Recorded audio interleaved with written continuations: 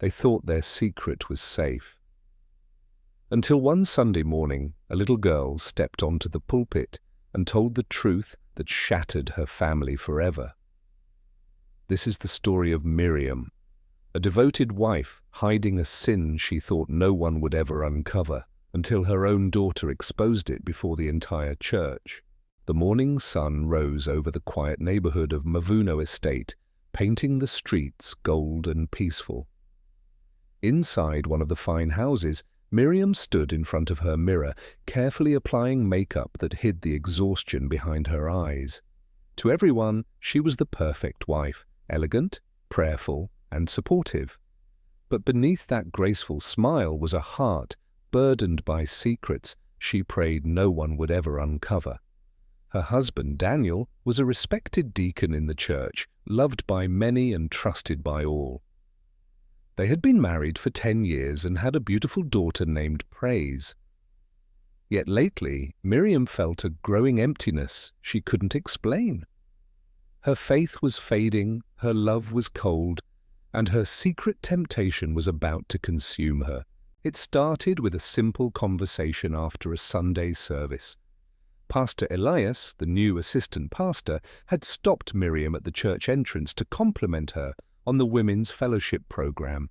His voice was calm, warm, and persuasive, the kind that lingered even after he walked away. Miriam smiled politely and thanked him, not realizing that one conversation would soon grow into late-night messages. At first, it was innocent. Bible discussions, sermon ideas, and words of encouragement. But as days turned to weeks, the messages took a softer tone, filled with laughter and hidden emotions. Miriam tried to resist, but every message from Elias made her heart race. Something dangerous had begun, and she knew it. Daniel was often away on business trips, traveling across cities to manage his logistics company. His absence left the house silent and lonely, and Miriam filled that silence with endless church activities.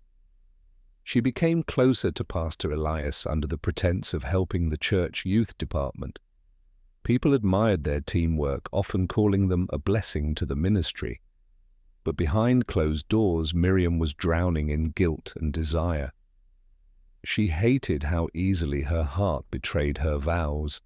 Still, every time she saw Elias's reassuring smile, her resolve melted like wax before a flame. One rainy evening, as thunder rumbled and the city lights blurred behind raindrops, Elias called her. His voice trembled as he confessed that he couldn't stop thinking about her. Miriam's hands shook as she held the phone, her mind torn between fear and longing. "This is wrong," she whispered, but her tone lacked conviction. Elias told her he understood but couldn't deny what he felt. Minutes later, they met at a quiet cafe near the outskirts of town. That night marked the beginning of their forbidden relationship, a secret affair that would soon shake their entire world. Weeks passed, and guilt became Miriam's shadow. Every Sunday, she stood beside Daniel in church, pretending to worship, while her heart screamed for forgiveness. Pastor Elias, too, preached with passion, but his eyes often wandered toward her, their silent glances heavy with memory. Praise, their 7-year-old daughter, noticed her mother's unease. "Mommy, why do you look sad when Pastor preaches?" she asked one morning. Miriam froze, forcing a smile and changing the topic. She thought her secret was safe, that no one would ever suspect what was happening behind the scenes. But secrets have a way of whispering louder than truth. One afternoon, Daniel returned home unexpectedly from a trip. He walked into the house just as Miriam was ending a phone call with Elias. Her voice was soft, too tender for comfort. Daniel paused, suspicion flickering across his face, but he said nothing. He simply greeted her and went to shower, though his mind was racing. That night, he stared at her sleeping face, wondering when the distance between them had become so wide. Something inside him told him that his perfect family was slowly crumbling. Meanwhile, Pastor Elias was struggling too. His sermons were powerful, but his conscience was weak. He prayed every night, begging God to forgive him while still holding on to what he should let go of. Miriam begged him to end it, but they both knew neither had the strength to walk away. "Just one last time," he would whisper, and she would agree, lost between shame and passion. But the more they tried to hide, the closer their sin came to the surface. One day, a church member saw Elias and Miriam together at a distant hotel parking lot. The rumors began to spread quietly, like wildfire waiting for wind. As whispers grew, Daniel began to notice strange changes. The way people greeted him at church felt different, polite but pitying. Some women avoided his gaze, others looked at Miriam with judgmental eyes. He asked her if something was wrong, and she insisted everything was fine. But deep down, Miriam knew the walls were closing in. She had nightmares of people finding out, of her daughter looking at her with disgust. "God, please don't let my shame destroy my family," she cried one night in her room. But sometimes prayers come too late. Then came the annual church Thanksgiving service, a grand day filled with worship, testimonies, and celebration. The church hall was packed, everyone dressed in bright colors and radiant smiles. Daniel was among the committee leaders while Miriam helped with the women's choir. Pastor Elias stood on the pulpit, his heart pounding as he tried to deliver his sermon. He saw Miriam in the congregation, their eyes meeting briefly, heavy with unspoken fear. Little did they know this day would become the turning point, when innocence would shatter and truth would roar through the walls of the church. The Thanksgiving service began with thunderous praise songs that shook the wooden floorboards. The choir sang joyfully, and Miriam led with a trembling smile, her voice strong but her heart fragile. Pastor Elias stood behind the pulpit, pretending to focus on the word, yet guilt burned within him like fire. Daniel clapped along with the congregation, unaware that destiny was about to unfold before his eyes. Little Praise sat beside her Sunday school teacher, swinging her legs, humming softly, completely innocent of the storm about to break loose. The entire church felt alive, drums beating, hands lifted, and voices soaring. Yet beneath the music, both Miriam and Elias felt the same silent prayer. "God, please don't let this be the day everything comes out." But God had other plans. When the songs ended, Pastor Elias called for testimonies. One by one, people walked forward, sharing stories of healing, breakthroughs, and miracles. The church was full of joy and laughter, clapping after every word. Daniel looked proud, smiling as he watched his wife help distribute offering envelopes. Miriam kept her smile steady, even as her palms grew damp with fear. She could feel Elias's eyes on her, and every glance made her stomach twist. Then, at that moment, a small hand rose in the front row. Praise's hand. "Uncle Pastor, can I also give a testimony?" she asked loudly. The church went silent. Everyone turned toward the sweet, innocent girl in her white dress. Pastor Elias chuckled nervously, trying to maintain composure. "Of course, my dear, come and share your testimony," he said, unaware that her words would pierce him like a sword. Praise skipped forward, holding the microphone with both hands, her eyes sparkling with excitement. "Good morning, everyone," she began cheerfully. The congregation responded warmly, some laughing, but when she continued, Miriam's heart stopped. "I just want to thank God for Uncle Pastor, because he always visits Mommy when Daddy travels." The air froze. You could hear the hum of the ceiling fan echo across the hall.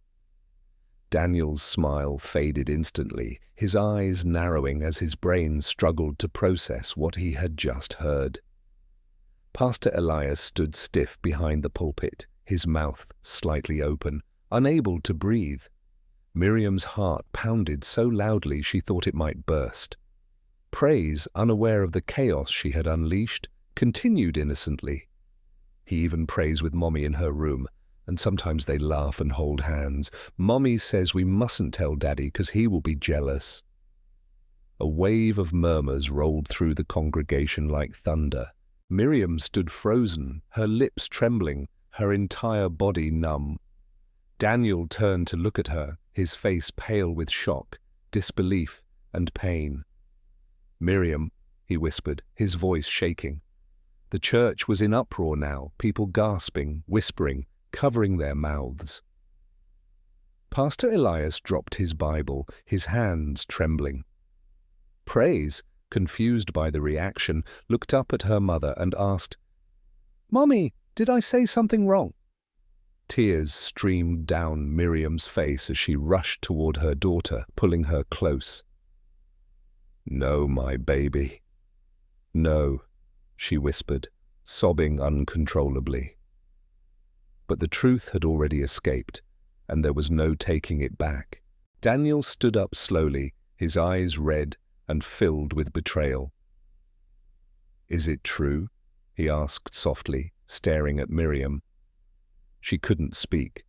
Her knees gave way and she fell to the floor, crying. "Daniel, I'm sorry," she choked out, shaking.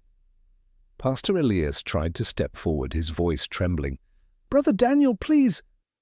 But Daniel raised his hand sharply, silencing him. "Don't!" he said coldly, his tone so sharp it cut through the tension like a blade. The congregation sat in stunned silence, watching the tragedy unfold before their eyes. The senior pastor, who had been sitting in the front row, stood up slowly, his expression grave. "My God," he muttered under his breath. He walked toward the pulpit and took the microphone. "Church, let us pray," he said softly, his voice heavy with pain. But no one moved. People whispered, some cried, others simply stared at the broken woman on the floor. Praise clung to her mother, scared and confused. Miriam tried to explain, but her voice came out in fragments. "It wasn't supposed to happen. I didn't mean to." Daniel simply turned and walked out of the church. Outside, the sun blazed mercilessly. Yet Daniel felt nothing but cold.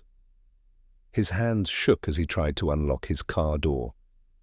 The world around him blurred, the sound of singing from inside, the murmurs, the disbelief, all melted into a haze.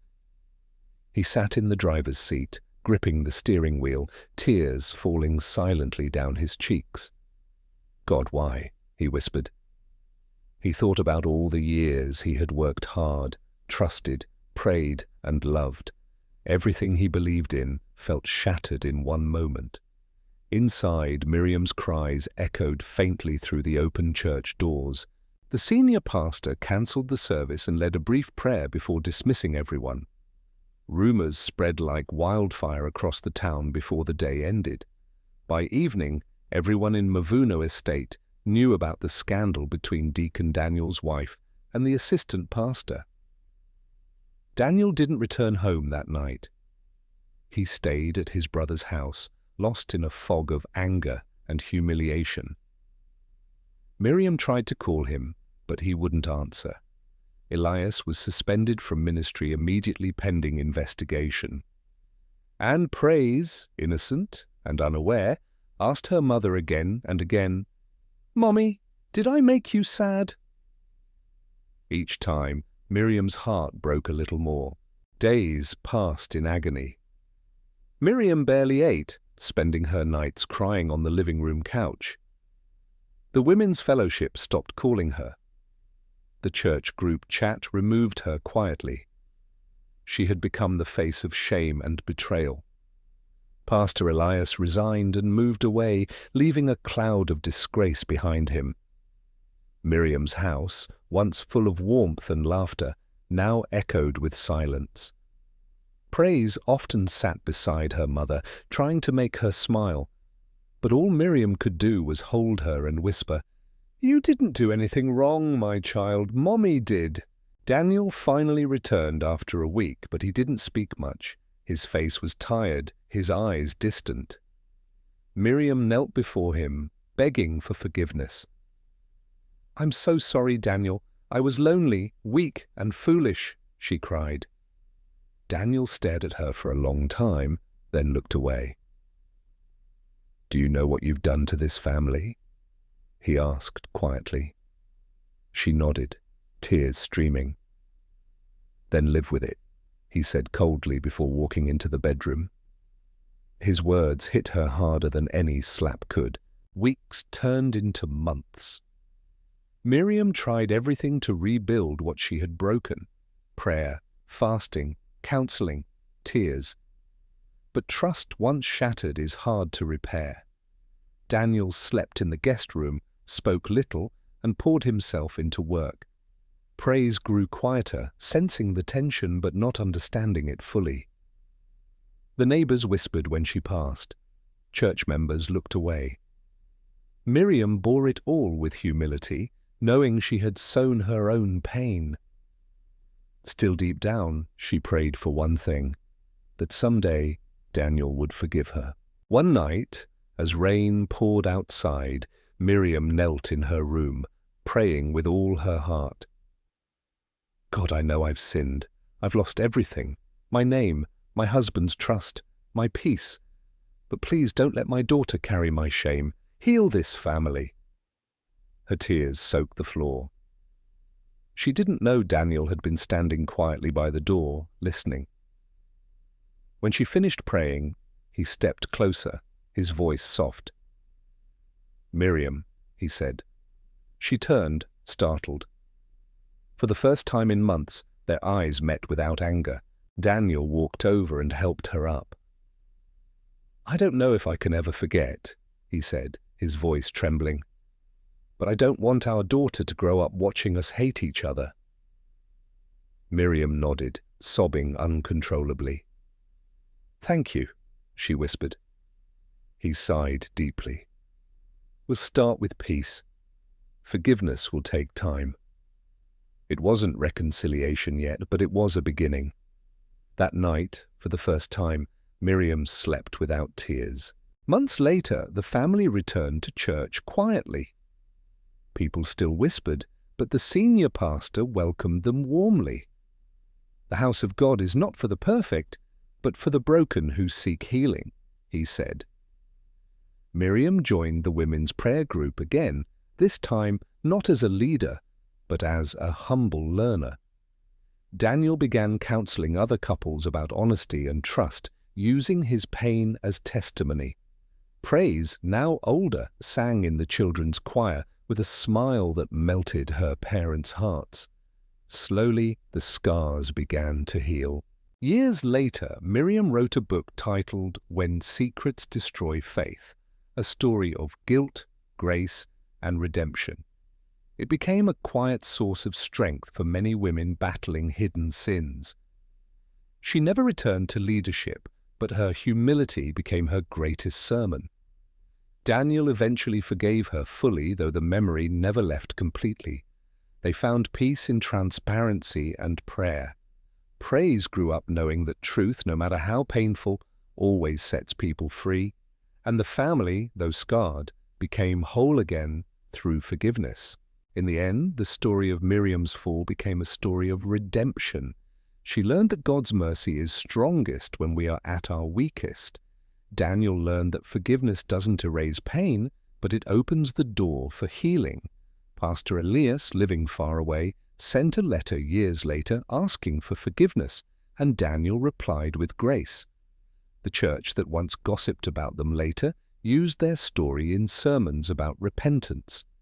What was once shame became testimony, because sometimes, even when secrets destroy everything, truth, painful as it may be, becomes the path to freedom.